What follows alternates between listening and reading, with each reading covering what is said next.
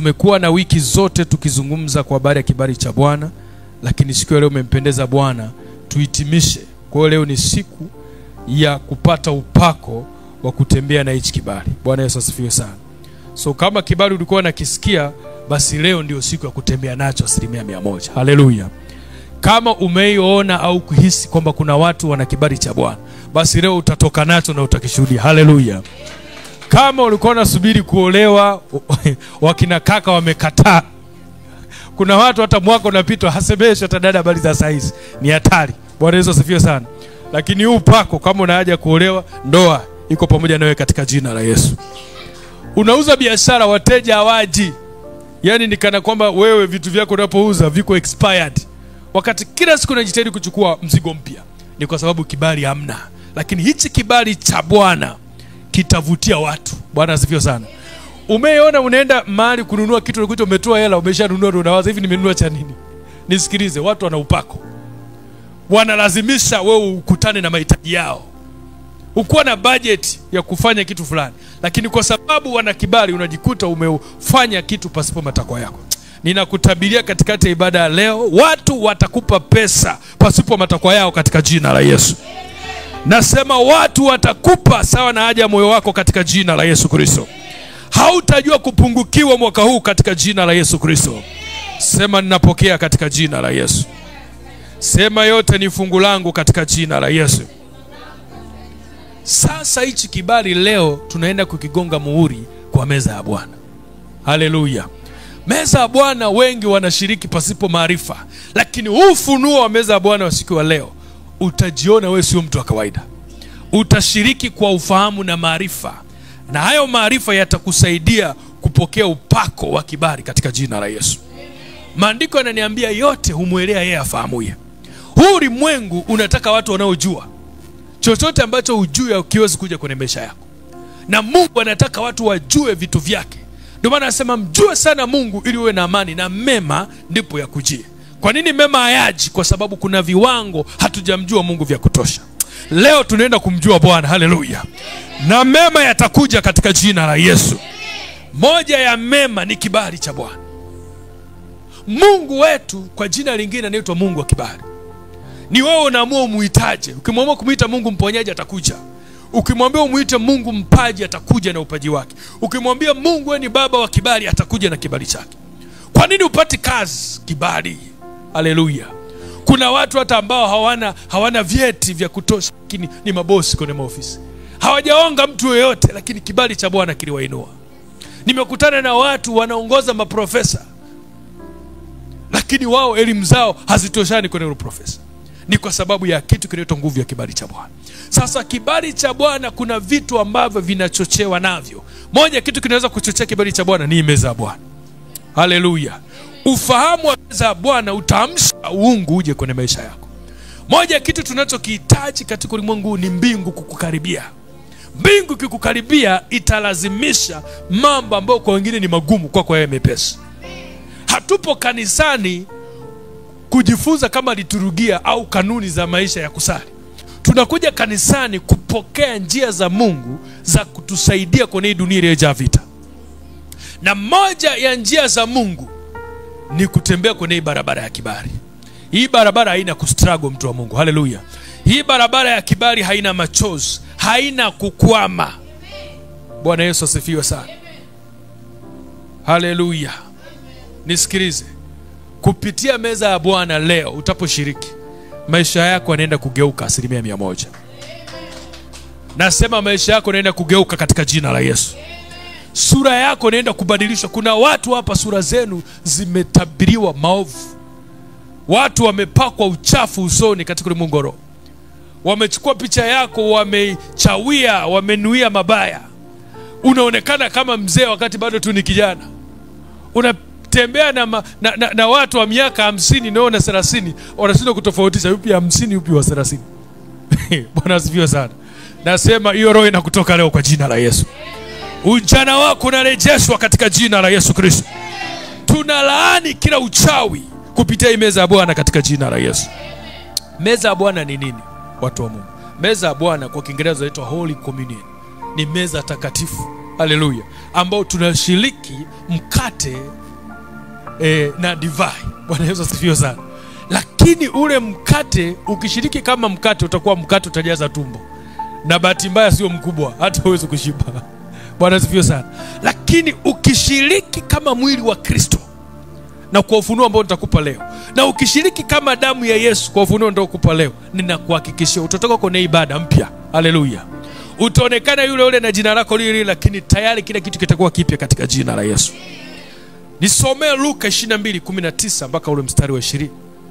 Luka 22 ule mstari wa 19 mpaka wa 20.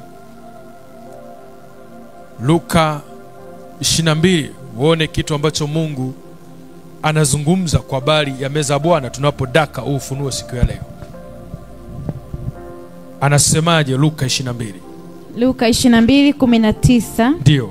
Neno la Mungu linasema, akatoa mkate, akashukuru, akaumega. Ndio. Akawapa. Ndio. Akisema, huu ndio mwili wangu unaotolewa kwa ajili yenu. Nisikilize hapo hapo. Akachukua mkate, akafanya nini? Akaumega.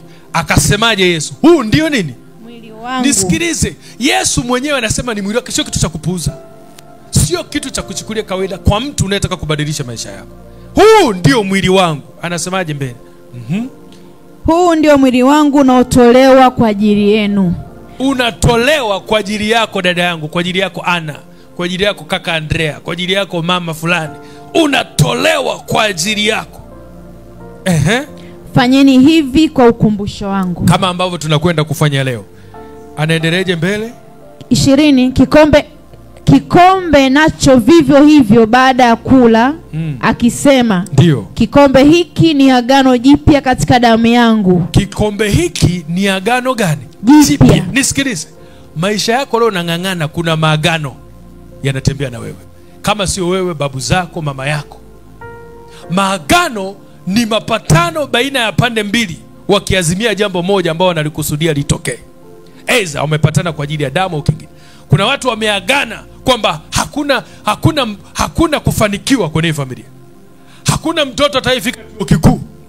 Bwana asifiwe sana. Utaikuwa tu unang'ang'ana kusomesha watoto, unang'ang'ana hawataki shule, wanakuwa waovu, hawataki. Nisikilize, kuna maagano. Unang'ang'ana kiwango chako hujaipata milioni. Yaani hata mtu akitaka kufanya kitu upate milioni, maagano yanakataa. Sasa anakupa 9,500. Kuna maagano watu wavuki na 200, wengine wavuki na 1. Yaani atapambana anavyoweza kupata 200 kwenye chochote anachofanya. Ni marufuku. Lazima uvunje yao katika jina la Yesu. Amen. Sasa Yesu anasema hicho kikombe ni agano jipya. So tunatoka kwenye maagano yaliyotufunga, kupitia damu ya Yesu tunaingia kwenye agano jipya. Bwana asifiwe sana. Amen. Kumbe ukishiriki kwa ufahamu, unatoka kwenye agano lililokuweka hapo ulipo, unaingia kwenye agano jipya. Kuna maagano mengine umeambiwa nyinyi mtazaliaga nyumbani. Kwa unajitahidi mwanaume kukuoa, kila mwanaume akikona na kutamani tu. Yaani lilo lake nimwambia kucheze akuache. Bwana asifiwe sana. Na katika kukuchezea lolote linaweza likatokea. Ndio anakupa mimba, kujienda kukuoa, anakuacha. Kwa sababu gani? Ni maagano yamewekwa kwenye familia. Kwamba hakuna kuolewa kwenye nyumba, ni fedhea, ni aibu. Lakini Yesu anasema hiki kikombe hiki ni agano jipya. Sema haleluya. Haleluya. Unapokea agano jipya katika jina la Yesu. So hautashiriki kama mtu wa kawaida. Utashiriki kama agano jipya la kukutoa kwenye utumwa wa giza katika jina la Yesu. Leo ninatangaza mashetani ambayo yameshikia maisha yako, kupitia ile agano jipya unafunguliwa katika jina la Yesu. Kila mizimu ya nyumbani kwenu, mababu zenu wanaotambika, waliochukua majina yako, picha zenu, waliofunga uzao, waliofunga matumbo ya uzazi, waliofunga uchumi, waliosema hakutakuja kuinuliwa, ninatangaza leo kwa jina la Yesu, unatoka hapo katika jina la Yesu. Kwa ili agano la damu, leo vifungo vinapasuliwa kwa jina la Yesu.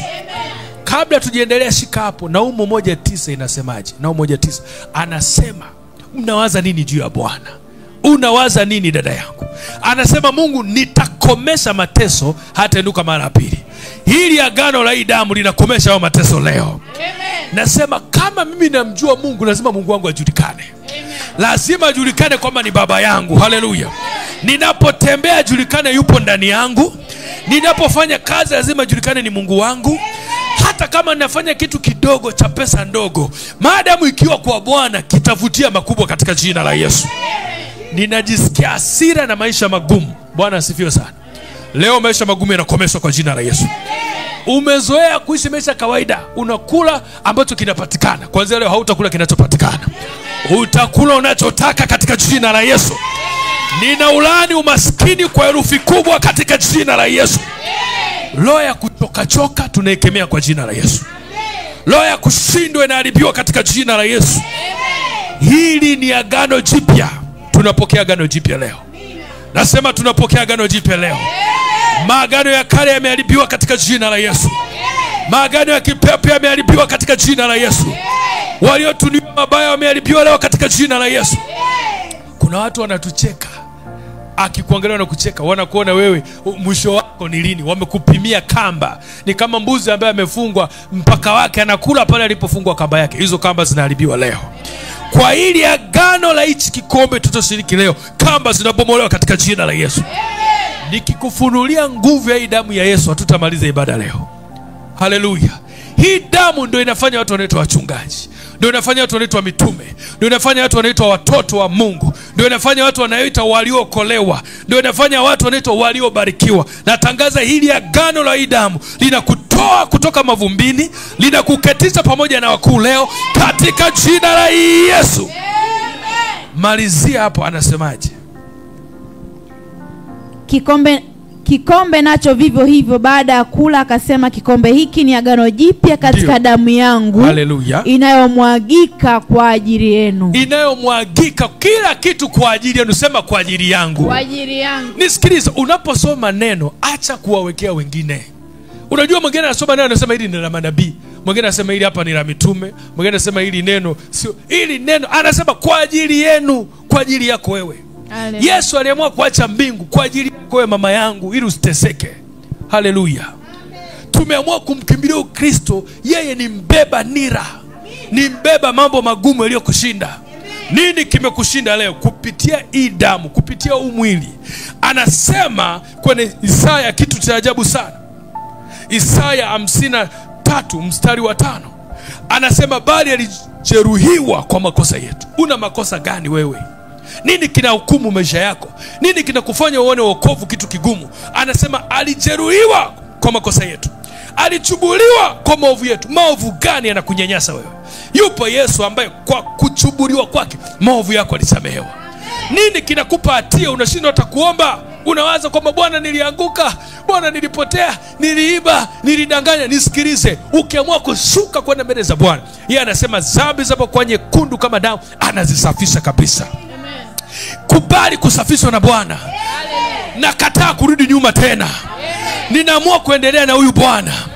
Udhaifu utakuja kwa sababu tuko kwenye mwili, lakini unasema pia Bwana nanyenyekea, nibebe kwa damu yako, nitakasa kwa damu yako, nifanye nikupendeze wewe. Kwa nguvu zangu nimeshindwa. Mungu akiona unamhitaji hata acha uangamie katika jina la Yesu. Huo uovu na ulaani leo katika jina la Yesu. Dhambi inayokuzinga, inayosumbua maisha yako, inalaaniwa leo katika jina la Yesu. Unatoka ibada hii ukiwa huru katika jina la Yesu. Anasema adhabu ya amani yetu ilikuwa juu yake. Wewe kuna adhabu. Leo unapata adhabu. Nisikize, kulala na njaa ni adhabu. Kuishi maisha magumu ni adhabu. Kuchelewa kuolewa ni adhabu. Umeolewa mume wako akuhudumii ni adhabu. Anasema adhabu ya amani yetu ilikuwa juu yake. Kuna amani leo unakosa, kuna vitu vinakusumbua, lakini anasema adhabu ya amani unayotafuta ilikuwa juu yake. Kwa kupigwa kwake, sema mimi nimepona. Nisikilize, alipopigwa damu ilimwagika kwenye mwili wake.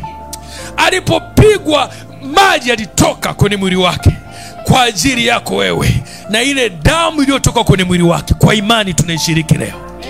Ina maana unapokunywa ile damu unasema Yesu wewe uliteseka, mimi nisiteseke. Haleluya.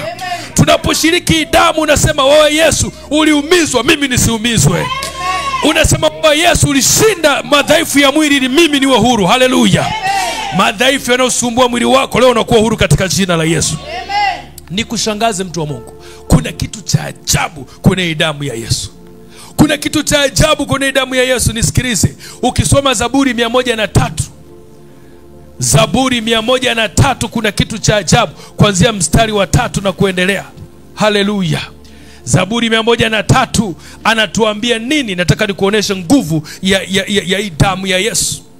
Anasema Zaburi 103:3, akusamee maovu yako yote, akuponya magonjwa yako yote. Anasema ukomboa uhai wako na kaburi, akutia taji ya fadhili na rehema.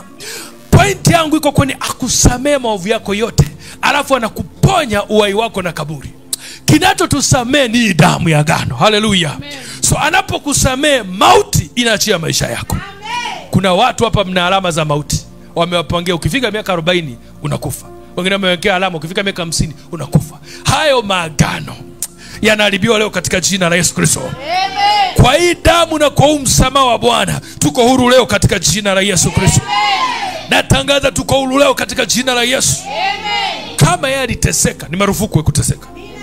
Nasema tu ukiona mateso yanakuja, umwambie mchungaji wangu ananiambia ni marufuku kuteseka. Weka imani, usiangalie ile mateso, mwangalie Bwana. Atakuinua tena. Sikubiri neno kukufariji.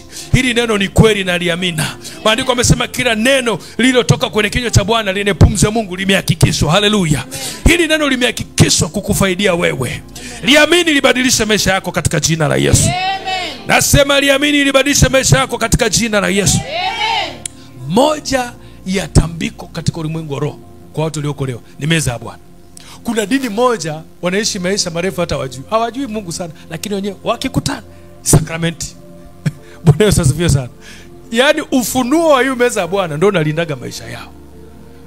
Meza ya Bwana ndio inalindaga tu maisha. Wanaikuta tu ni wazima pamoja na maovu, pamoja na madhambi, pamoja na matakataka, lakini meza ya Bwana inahifadhi maisha yao. Hii meza ya Bwana itaua mauti kwenye maisha yako. Amen. Ugonjwa unang'ang'anieje maisha yako wakati kuna damu ya Yesu? Bwana Yesu asifiwe sana. Hii damu ya Yesu inaenda kukutakasa leo. Inaenda kuua magonjwa yako leo. Kuna magonjwa mengine umezoea, unasema haya ni ya kawaida kwetu, tukifikia umri fulani wote tunumwaga miguu. Shindwa katika jina la Yesu. Unasema haya macho ni ya kawaida, ni ya ukoo, tena unakusindikiza kabisa na shangazi naye alikuwa anasumbuliwa hivyo hivyo. So usiwe na wasiwasi, na unalizika. Unachukua midawa rundo, unakunywa, unakuwa ni mtu wa madawa. Na kuna mwingine madawa ni kila siku, asubuhi, mchana, jioni, maisha yake yote. Utumwa tunaua leo katika jina la Yesu. Mtu wa Mungu, kama una pesa za kununulia dawa, tafadhali naomba uache, uje uzilete hizo pesa kanisani, tujenge kanisa. Alafu niambie mchungaji, kama nitakufa na huu ugonjwa, basi niacheni kuombea katika jina la Yesu. Vifirisi uchumi tunaviharibu leo katika jina la Yesu Kristo. Bwana Yesu asifiwe sana. Nasema tunaonuliwa leo kwa damu ya Yesu. Ninakuchochea ili unaposhiriki meza usishiriki kikawaida. Usifanye kama mazoea ya dini. Ushiriki kama agano na kubadilisha maisha yako. Kuna vitu vinachelewesha maisha ya watu. Kila kitu kinachelewa kwenye maisha yako. Kila unachofanya kinachelewa. Kusoma umechelewa. Hata kusoma unang'ang'ana. Wengine wanapita form 4, wanaenda form 6, wanaenda chuo, wanaajiriwa. Wewe umepambana. Form 4 ikakataa. Kombe zikubalance. Ukarudi kutafuta credit. Unatafuta credit mwaka kwanza na kataa. Wanasema soma ile ya miaka miwili unapata cheti. Unapambana na kataa. Natangaza roho za kuchelewa zinaharibiwa leo kwa jina la Yesu. Amen. Nasema ninakuvisha uwezo wa kazi ya kiungu katika jina la Yesu Kristo. Amen. Hii damu hii ya Yesu inatupa kazi mpya. Haleluya. Inaweka uungu mpya ndani yetu. Nitakusomea leo andiko, utajidharau kwa nini leo una maisha yako unayoishi leo. Haleluya. Kupitia meza ya Bwana kuna vitu vya ajabu vinatokea. Yohana 6 nisomea hapo 48 mpaka 51. Yohana 6. Haleluya. 48 mpaka 51. Kuna kitu cha ajabu. Yohana 6 kuanzia 48 mpaka 51, soma. Neno la Mungu linasema, ndio, mimi ndimi chakula cha uzima. Ndio. Baba zenu waliila mana jangwani wakafa. Ndio. Hiki ni chakula kitokacho kutoka mbinguni. Hapo. Hiki ni chakula kitokacho kutoka wapi? Mbinguni. Nisikilize, umekula hizo kande zimejaza tu tumbo, zingine zimekuletea matatizo. Kuna chakula leo tunakula kinatoka mbinguni. Haleluya. Chakula kinatoka mbinguni. Haleluya. Achana na hizi samaki hizi zinazo kuchanganya ambako unaenda kukopa. Achana na hizi nyama ambazo inabidi utumie sound nyingi mwone bucha akuuzie kwa bei rahisi. Achana na vyakula vya duniani. Tunakula leo chakula kinachotoka wapi? Mbinguni. Ni chakula gani kinachotoka ukikweka wewe mtu wa kawaida? kikiingia ndani yako, kama hiki chakula, samaki, hizi ndizi tunazokula, zikidigest zinatupa energy ya vitu vya mwilini. Chakula kinachotoka mbinguni kinakugeuza, kinakufanya mtu wa mbinguni. Haleluya. Nasema kitageuza maisha yako yawaze kama mbinguni. Haleluya. Utashangaa hawazi tena kikawaida. Hawazi tena nyanya vitunguu, unawaza kufungua supermarket. Haleluya. Hawazi tena kutembeza, unawaza nitafute mtaji, niajiri wengine, mimi nikae nimtumikie Bwana. Haleluya. Hayo yanaitwa mawazo ya chakula kinachotoka mbinguni. Kuna chakula cha duniani tunakula, unalala unaota ndoto unakimbizwa na ng'ombe. Umevimbiwa, umechanganyikiwa. Nasema leo tunakula chakula cha kutoka mbinguni. Haleluya. Hiki ni chakula kinachotoka mbinguni. Mababa zetu hawa wametuzoesha kutulisha vyakula vya hivi duniani. Walikula zimana wakafa, hawapo. Lakini tunakula leo hii meza Bwana, chakula kutoka mbinguni. Chakula kutoka mbinguni. So unapopata huu mkate, unapomega, sema Baba, hiki ni chakula kinatoka mbinguni. So kama tumbo lako limeingiziwa unajisi, kuna masherehe mnaenda, kuna mamisiba mnaenda, mnakula matakataka. Wengine wanakula tanyama za watu, wengine vimewekwa viura mule. Ndio maana usipende kula kwenye mikusanyiko. Bwana asifiwe sana. Mwingine akiona msiba ndio anafunga kibwebo, watoto na familia yote twende. Anajua budget ya mchana leo imeisha, kwa mimi nakula matakataka. Mnarudi matumbo yanauma, yani utakilipa kile chakula kwa bili za hospitali. Achana na hivyo vitu. Bwana Yesu asifiwe sana. Vyakula vimejaa unajisi na giza, lakini leo tunakula chakula cha kutoka mbinguni. Nasema hiki chakula kitabadilisha maisha yako. Kitabadilisha mtizamo wako. Kitakupa mwili mpya katika jina la Yesu. Kitageuza maisha yako katika jina la Yesu. Endelea, anasemaje mbele? Anasema hiki ni chakula kishukacho kutoka mbinguni. Ndiyo. Kwamba mtu akile wala asife. Tukila hatufi. Bwana asifiwe sana. Amen. Biashara yako itakufa katika jina la Yesu. Amen. Masomo yako yataharibiwa katika jina la Yesu. Hautangangana mambo ya kodi, utajenga nyumba yako katika jina la Yesu. Anaposema mtu akile wala asife, sio tu kufa mwilini. Kuna watu mnatembea ni kana kwamba umekufa. Hakuna mtu anakujali. Hamna hata simu ya maana inaingia kwenye simu yako. Hauthaminiwi. Hayo ni mauti. Bwana asifiwe sana. Leo unakuwa maana katika jina la Yesu. Utaposhiriki meza, utashangaa roho za kufa zinaachia maisha yako katika jina la Yesu. Roho za kushindwa zinaanza kukuachia katika jina la Yesu. Nasemaje mbele? Endelea. 51. Mimi ndimi chakula chenye uzima. Haleluya. Kilichoshuka kutoka mbinguni. Haleluya. Mtu akila chakula hiki ataishi milele. Karabashaka. Na chakula nitakachotoa mimi ni mwili wangu. Ndio. Kwa ajili ya uzima wa ulimwengu. Chakula nitachowapa mimi ni mwili wangu. Ukila utaishi milele. Rikaba. Nisikilize, ukila hiki chakula mbinguni ni guaranteed. Yani anatafsiri ya kwamba dhambi ambayo itakufanya usirithi uzima wa milele kupitia kutakaswa kwa hii damu, uzima wa milele unakuwa fungu lako. Haleluya. Kwa tunaposhiriki hiki chakula, maovu yanasafishiwa mbali, mambo ya dunia yanasafishiwa mbali. Tunaanza kuishi uungu tukiwa kwenye ulimwengu wa damu na nyama. Umilele unakuwa fungu lako katika jina la Yesu. Utaanza kutokewa na malaika katika ndoto. Utaanza kutokewa na malaika kwenye kazi yako. Wewe unayefanya kazi zako za mikono, utashangaa ujuzi wa mbinguni unaingia kwako. Utashangaa ubunifu unakuja. Watu wanashangaa umetoa wapi huo ubunifu? Kumbe umekula chakula kutoka mbinguni ambacho ni cha Bwana. Kumbe unaishi milele. Kumbe unakuwa kama wa mbinguni wakati uko duniani. Fikra zako, kutembea kwako, mienendo yako inakuwa kama mtu wa mbinguni. Haleluya. Utaanza kuvutia mema katika jina la Yesu. Kuna mtu wa mbinguni anazaliwa leo katika jina la Yesu. Tunahamishwa toka kwenye miili ya mateso, tunavishwa mwili wa mbinguni usio na mawaa katika jina la Yesu Kristo. Nasema unaoniliwa leo katika jina la Yesu. Pokea hiki chakula leo na kile kwa imani. Nasema kinaenda kubadilisha maisha yako. Shetani anataharuki leo. Anasema hawa watu wamejua siri niliyowaficha muda mrefu. Anasema watu wanaenda kuinuliwa. Unahitaji kujaza nguvu za Roho Mtakatifu. Hii meza ya Bwana imejaa upako. Yesu anapokuja ndani yako, damu inapokutakasa, Roho Mtakatifu anaitwa mtakatifu. Utakatifu na kuingia, roho nyingine ya utakatifu inaingia ndani yako.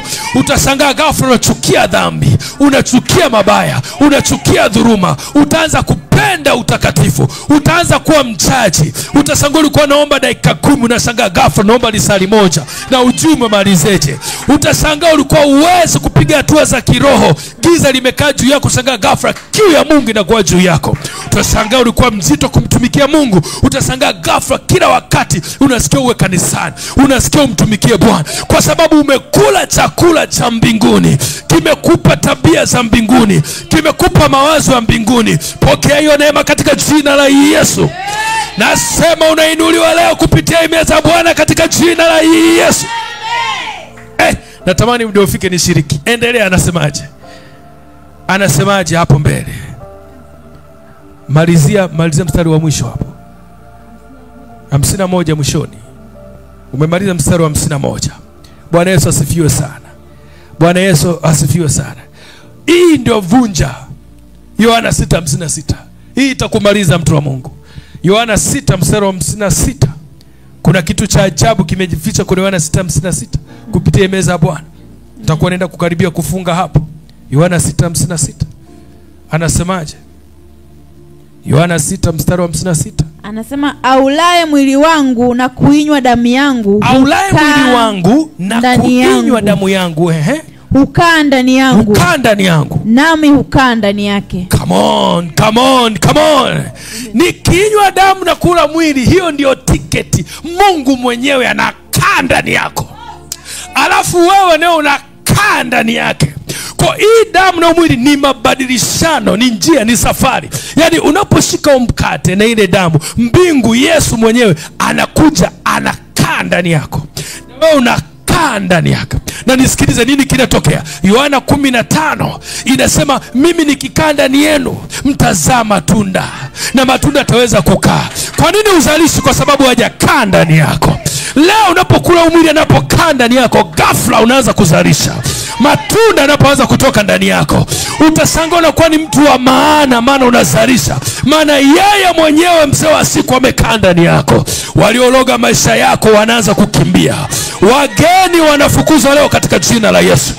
Kama kuna wapangaji kwenye mwili wako, mapepo, majini, mizimu, kwa majina yao yote katika ulimwengu, anapokuja kukaa huyu Bwana mabwana, giza linakimbia katika jina la Yesu.